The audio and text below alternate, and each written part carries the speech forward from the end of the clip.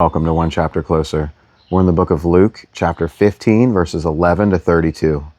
The parable of the lost son.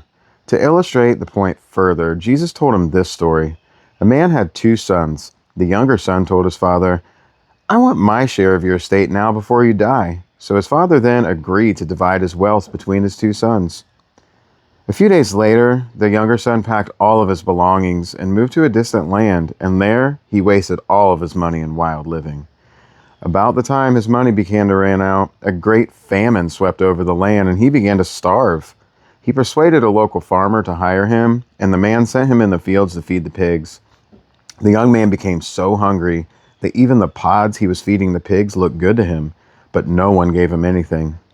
When he finally came to his senses, he said to himself, "At home, even the hired servants have enough food to spare, and here I'm dying of hunger. I will go home to my father and say, 'Father, I have sinned against both heaven and you, and I am no longer worthy of being called your son. Please take me on as a hired servant.'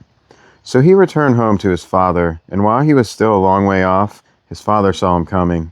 Filled with love and compassion, he ran to his son, embraced him, and kissed him. His son said to him, 'Father, I have sinned against both heaven and you, and I am no longer worthy of being called your son.' But his father said to the servants, 'Quick, bring the finest robe in the house and put it on him. Get a ring for his finger and sandals for his feet. Kill the calf we have been fattening. We must celebrate with a feast. For the son of mine who is dead has now returned to life. He was lost, but now he is found.' So the party began. Meanwhile, the older son was in the fields working. When he returned home, he heard music and dancing in the house, and he asked one of the servants what was going on. 'Your brother is back,' he was told, 'and your father has killed the fattened calf. We are celebrating because of his safe return.'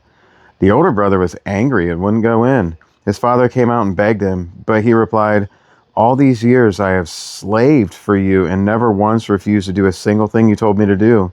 And all the time, you never gave me even a young goat for a feast with my friends. Yet, when this son of yours comes back after squandering your money on prostitutes, you celebrate by killing the fattened calf.' His father said to him, 'Look, dear son, you've always stayed by me, and everything I have is yours. We had to celebrate this happy day, for your brother was dead and has come back to life. He was lost, but now he is found.'"